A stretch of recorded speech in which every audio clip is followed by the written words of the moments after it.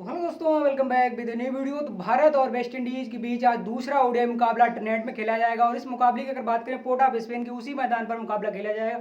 तो भारत पहला मुकाबला अगर आप देखें तो पहला ओडीआई 3 रन से जीता और आखिरी ओवर तक अगर आप देखें तो मुकाबला गया है। और 50-50 ओवर का गेम जब होता है तो आई होप आप उम्मीद नहीं करते हैं कि आखिरी गेंद तक ये नहीं पता होता कि भारत मुकाबला जीतेगा या मुकाबला वेस्ट इंडीज जीतेगा। तो मुकाबला अगर आप देखें तो भारत ने आखिरी गेंद पर जाके मोहम्मद शमी के अगर आप देखें डाउन द लेग गेंद को जिस तरह उन्होंने एज ए कीपर अगर आप देखें तो संजू सैमसन ने जिस तरह गेंद को सेव किया, हो सकता था अगर कीपर बीट होते तो अगर आप देखें लेग बाई की 4 रन मिल सकते थे और मुकाबला सुपर ओवर में जा सकता था।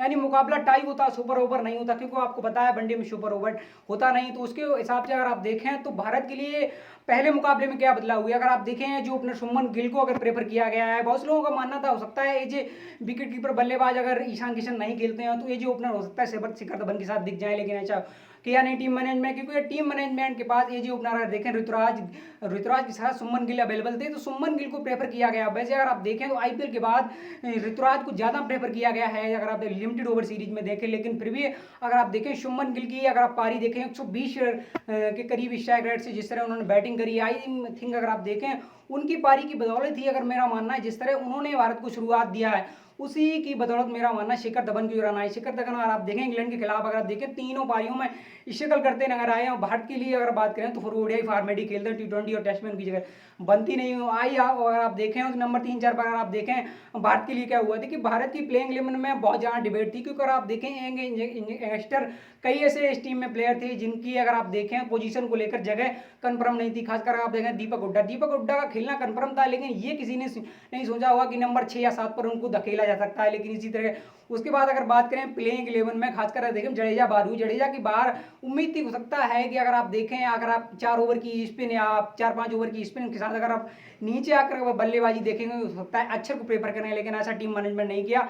आई होप उम्मीद थी, हो सकता है अगर आप देखें आबिस के खेलने की उम्मीद थी, लेकिन भारत ने ऐसा नहीं किया। शार्दुल ठाकुर को एज ए तेज गेंदबाज के साथ अगर आप देखें थोड़ी जो बैटिंग में उनकी अप्रोच रहती है आई थिंक उनको प्रेफर कर दिया गया। और अगर आप देखें अक्षर और शार्दुल को दोनों को अगर आप टीम में डालते हैं तो इससे क्या होता है थोड़ी बैटिंग आपकी नीचे अगर आप देखें तो फिर डेप्थ हो जाती है। तो भारत ने थोड़ी बैटिंग ज़्यादा नीचे बढ़ाई आई थिंक। और पहले मुकाबले में हुआ गया भारत देखिए सबसे पहले क्या टॉस हार गया, एजे कप्तान शिखर धवन टॉस हार गए। टॉस हारने के बाद ऐसी उम्मीद नहीं थी कि भारत की अगर आप देखें एजे ओपनर पार्टनरशिप तकरीबन 119 रन की जो ओपनर पार्टनरशिप लग गई शिखर धवन के शुभमन गिल ने। और शिखर धवन आप देखें तो फिर अपनी ही अगर आप देखें शुभमन गिल गलती पर ही रन आउट हुए हैं। उसके बाद देखें 19 ओवर्स का एक बार फिर शिखर धवन शिकार हुए हैं। आप देखें इंडिया के लिए कई ऐसे प्लेयर जिन्होंने अगर आप देखें 90 और 100 के बीच अगर आप देखें तो सेंचुरी में कन्वर्ट करने में आई होप देखते हैं कई बार गलतियां होती हैं, मिसमैनेज होते हैं। शिखर धवन के साथ एक बार गलती हुई 97 रन के वो निजी स्कोर पर आउट हुए। उसके बाद देखें टॉप अगर आप 3 बैट्समैन को इंडिया के खिलाफ अगर आप देखें श्रेयस अय्यर की 50, शुभमन गिल की 50, शिखर धवन की 50। उसके बाद देखें नीचे अगर आप देखें जो मौका सूर्या को मिला, ऐसा नहीं सूर्या डिजर्व नहीं करते खेलना, सूर्या ने जो बैटिंग करी आई थिंक अगर आप देखें टी20 में अगर आप देखें इंग्लैंड के खिलाफ जो सेंचुरी उनकी आई है आई अगर आप देखें तो फिर लिमिटेड नो फॉर्मेट में अगर वनडे में उनकी अगर इनिंग हलिया फॉर्म में उठाकर देखें तो स्टार्ट उनको अच्छे मिल रहे हैं, बड़ी पारियां नहीं खेल रहे हैं। और फिर ऐसा नहीं कि इंडिया की अगर आप देखें आने वाले वर्ल्ड कप में वो होंगे नहीं, बिल्कुल आई थिंक फर्स्ट प्रायोरिटी हो सकते हैं। नंबर 4 या 5 पर आई थिंक अगर आप देखें नंबर 3 पर बाट होंगे। नंबर 3 पर एक चर्चा और चल रही है अगर आप देखें दीपक हुड्डा को अगर आप देखिए सबसे बड़ी समस्या यही रहती है दीपक हुड्डा को अगर आपने 5-6 नंबर पर ट्राई किया है, मान लीजिए उन्होंने जो 27 रन बनाए हैं और आप भी अगर मानते हैं कि अगले दोनों मुकाबले हम इसी नंबर पर उनको खिलाएंगे तो आई थिंक उन्होंने रन आके अगर बना दिए तो फिर आप सोचेंगे हो सकता है 5 या 6 पर हमारे लिए एक अच्छे प्लेयर मिल गए हैं। तो टीम मैनेजमेंट कहीं ना कहीं ये सोच रही है कि एक प्लेयर को अलग अलग नंबर पर यूज करके हम देख सकते हैं कि क्या वो एज ए फिनिशर देखे जा सकते हैं। क्योंकि अगर आप देखें टी20 गेम में क्या होता है, टी20 गेम में अगर आप देखें 20 ओवर का गेम होता है और एज ओपनर अगर मान लीजिए 5-6 ओवर अगर उन्होंने निकाल दी, फिर आपको पता है आपको 5-6 ओवर अगर आगे आके अच्छी बैटिंग कर दी तो नीचे आके हो सकता है नीचे आने वाले बल्लेबाज कर जाएं।